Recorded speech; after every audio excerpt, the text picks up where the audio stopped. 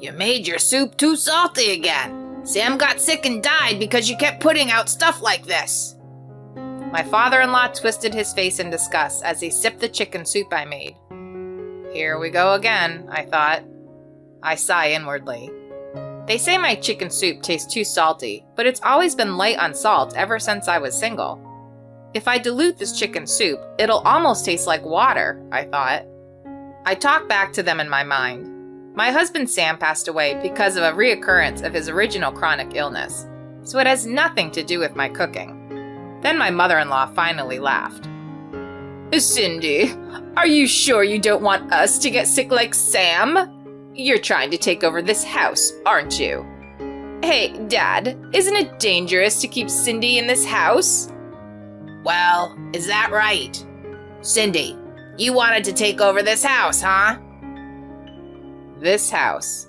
What is there in this house that is worth taking? I thought. I was stunned and speechless.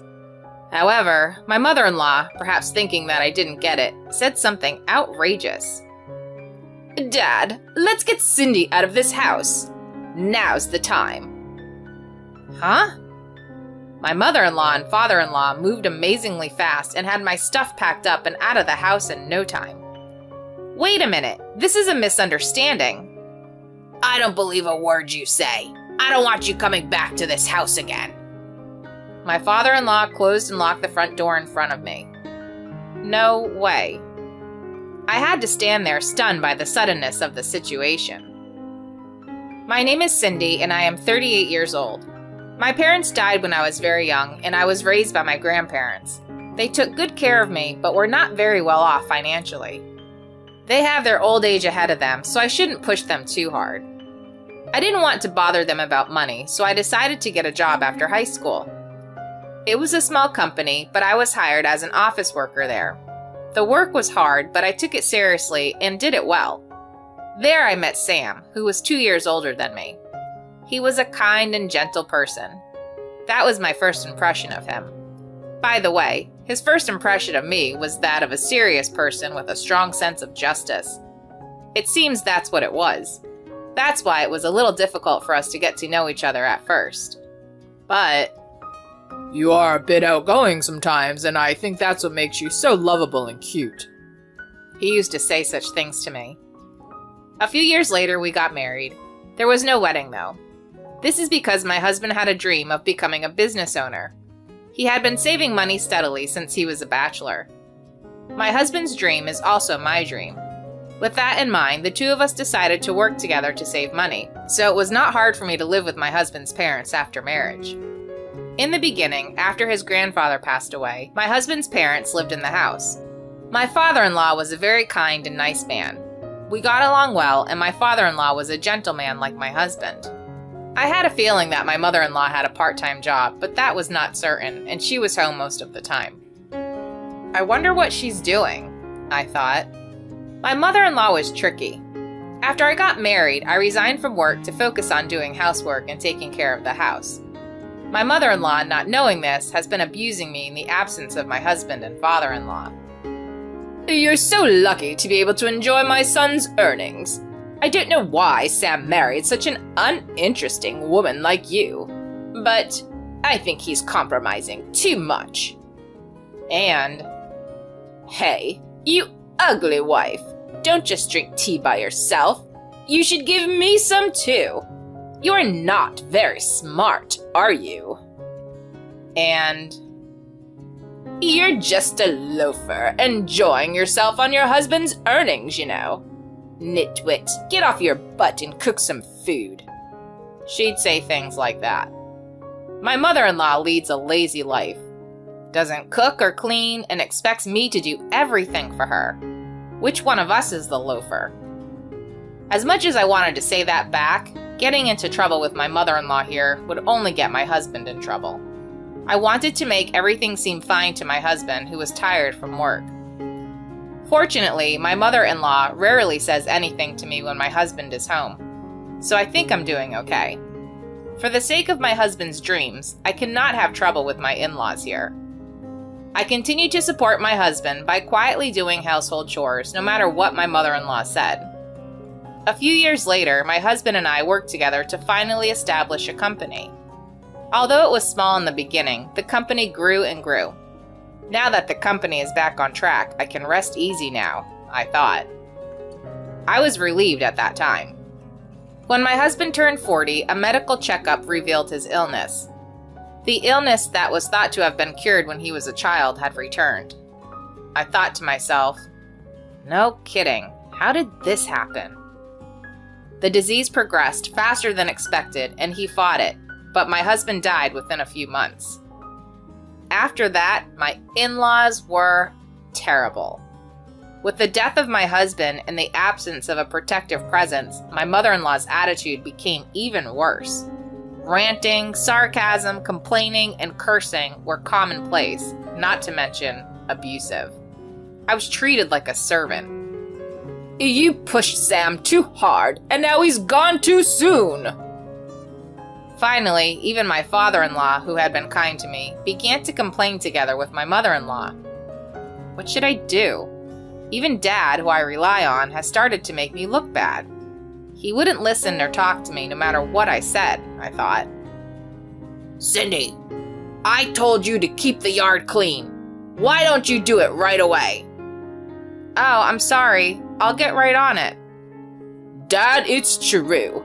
Sam and that Cindy's outgoing personality was cute, but to me, she was just an idiot. It's really useless that she can't even do her own chores, right? I bit my lip in frustration at her mocking my husband's words. Why does she have to say so much, I thought. I was bothered by my mother-in-law, who has been doing whatever she wanted to do since my husband died. One day, after such a state of affairs continued, you made your soup too salty again. Sam got sick and died because you kept putting out stuff like this. My father-in-law twisted his face in disgust as he sipped the chicken soup I made. Here we go again, I thought. I sighed inwardly. They say my chicken soup tastes too salty, but it's always been light on salt ever since I was single. If I dilute this chicken soup, it'll almost taste like water, I thought. I have things to say to them in my mind, but I don't say it. My husband Sam passed away because of a reoccurrence of his original chronic illness, which had nothing to do with my cooking. My grandmother, who raised me in the first place, was a health-conscious person who paid a lot of attention to the seasoning of her food. That's the cooking that she taught me. I'd rather you tell me how this seasoning can make you sick. Dad used to eat it and say it was delicious, but now that Sam was gone, my mother-in-law put some weird stuff up in his head, I thought. I'm sorry, I'll go ahead and fix it. It was when I said that and stood up, my mother-in-law smiled mischievously. Cindy, are you sure you don't want us to get sick like Sam? You're trying to take over this house, aren't you? Hey, Dad, isn't it dangerous to keep Cindy in this house? What? No way. Well, is that right, Cindy?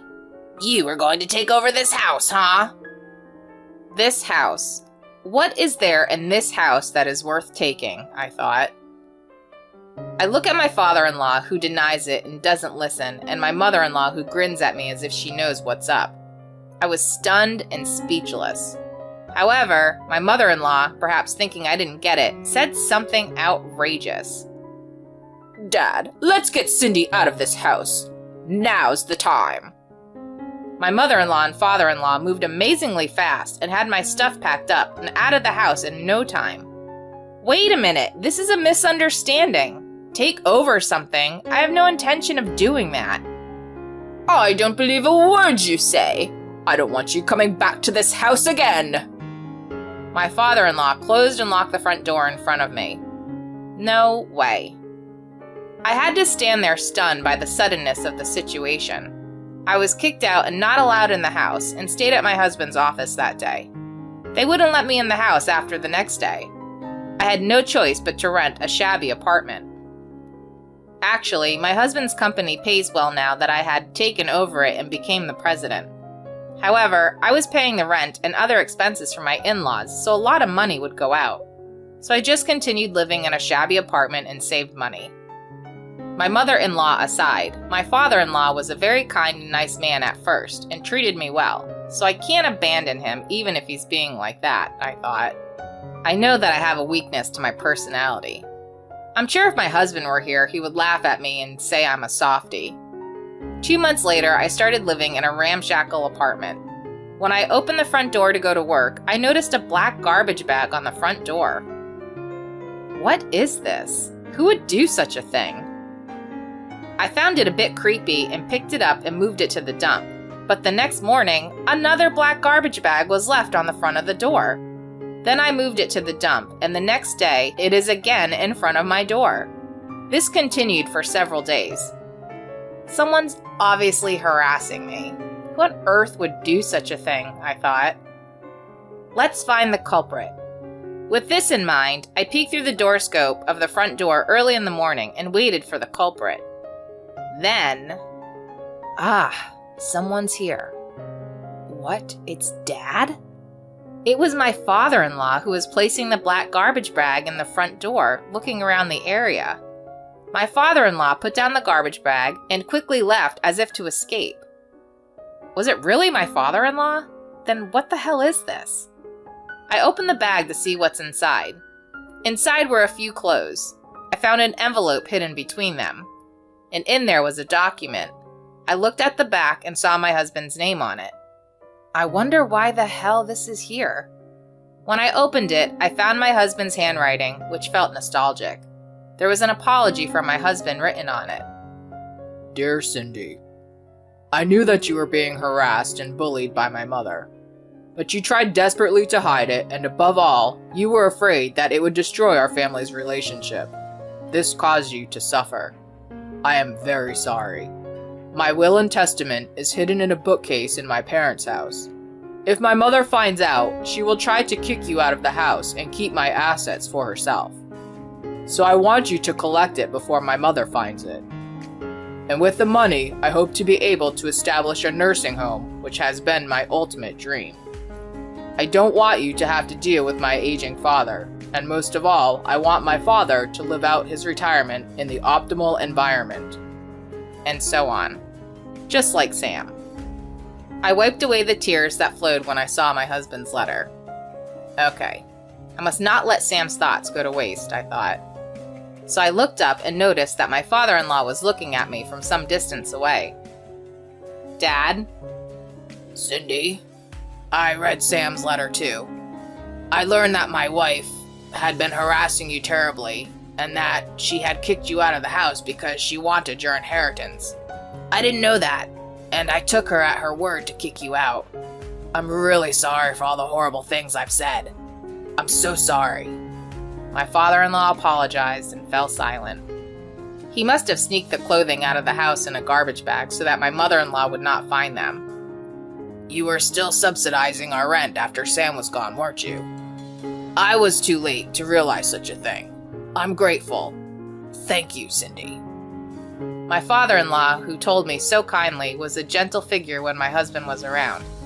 He had been taking it out on me because he'd been listening to my mother-in-law's words out of grief over the loss of his son, but now he finally had woken up. I smiled in relief. No, it's fine. I'm glad you understand. I understand the sadness of losing Sam, because we are family after all. Yes, family. But a certain someone doesn't think so, though, I thought. My mother-in-law doesn't seem to think so, though. It seems that the assets were more important than the sadness of losing Sam. I muttered in a low voice, and my father-in-law looked at me with a gasp. I've been harassed and verbally abused and experienced other terrible things. But I have been patient and endured it because she's Sam's family. Still, after all the terrible things she did to me when Sam died, she wanted my inheritance, so she said all sorts of things to you and had me kicked out. That's beyond selfish. I've run out of patience, you know. I can't forgive her. My patience finally reached its limit and I exploded. I don't care if my father-in-law is looking at me with a scared face. Watch, if she hits me, I'll double pay back. I returned with my father-in-law to my husband's parents' home. My mother-in-law, who was at home, saw us and her eyes widened in surprise. This is Sam's letter. I hear you've been harassing Cindy a lot and doing terrible things to her. Harassment? That's a misunderstanding. I didn't do anything, I swear. Sometimes the chores weren't done well enough, and I would point that out, but I said those things for Cindy's benefit. When questioned by my father-in-law, she tries to keep quiet. You are really a jerk, aren't you? How the heck can you say that you didn't do anything, I thought. It can't be a misunderstanding. The fact that you harassed her was mentioned in this letter. Is this letter really Sam's? Cindy doesn't have a job, so maybe she had trouble making ends meet after she left home and wrote it herself. Who would lie and write such a thing? It's not my handwriting to begin with, I thought. When he got dismayed by my mother-in-law's words, my father-in-law let out a huge sigh. This is Sam's handwriting, no matter how you look at it. And you don't know that Cindy has taken over Sam's company and is now the president. She even pays the rent on this house. What? President? And she pays rent? My mother-in-law froze and looked at me slowly. She seemed unable to catch up with her understanding of the sudden truth. How dare you say all those terrible things about me like I'm a loafer or a useless person? But the one holding up this house was me. When I said so firmly, my mother-in-law turned pale. It's not good to bully me and try to get me to do everything. So I suggest that you get out of this house. Wait a minute. Dad! He didn't care about his panicking wife. No matter how many excuses my mother-in-law made, my father-in-law would not listen. And so my mother-in-law was mercilessly evicted from the house by my father-in-law. Cindy, I'm so sorry I didn't believe you and all these terrible things. My father-in-law again lowered his head and apologized again. With my mother-in-law gone, I felt lighter and somewhat refreshed, and I used my husband's inheritance to build a nursing home, which was his dream. I now work with my father-in-law to run my husband's company and nursing home. As for my mother-in-law, she has been kicked out of the house and hadn't been working, so she's panicking at having to live alone all of a sudden. She's having a hard time finding a new job because she never had lived alone and had been out of work almost all her life. She deserved it. Hopefully she'll reflect on that, I thought. By working together with my father-in-law, I have been able to balance my husband's company and the nursing home, which has gradually increased our income. I miss my husband, but I'm living happily. Thank you for watching until the end. Click like and subscribe to our channel. Until next time.